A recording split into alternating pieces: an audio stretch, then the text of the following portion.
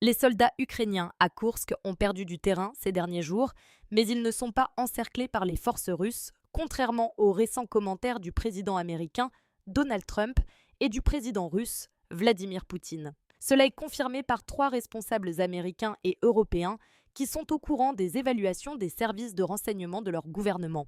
Les agences de renseignement américaines, y compris la CIA, ont partagé cette évaluation avec la Maison-Blanche au cours de la semaine dernière, a déclaré un responsable américain et une autre personne familière avec cette affaire. Cependant, Trump a continué à prétendre que les troupes ukrainiennes sont encerclées dans la région de Koursk, en Russie occidentale. Les évaluations des services de renseignement américains et européens montrent que les troupes ukrainiennes ont été soumises à une forte pression de la part des forces russes, mais qu'elles ne sont pas complètement encerclées. Trump a déclaré qu'il espérait mettre fin rapidement à la guerre de la Russie en Ukraine.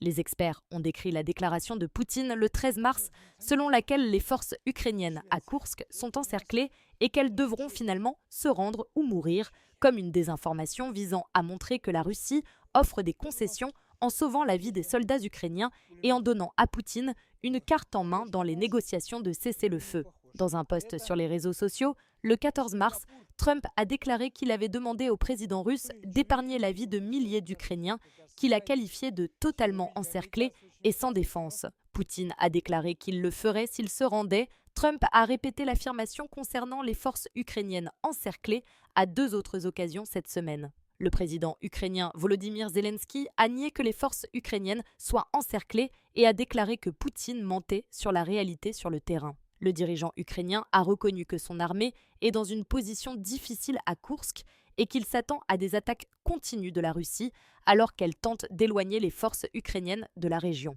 Depuis août, lorsque les soldats ukrainiens ont franchi la frontière occidentale de la Russie à Koursk, Kiev a perdu presque tout le territoire qu'il avait gagné. Il détenait autrefois plus de 800 km de terre, tandis qu'il ne reste maintenant que 30 ou 50 km.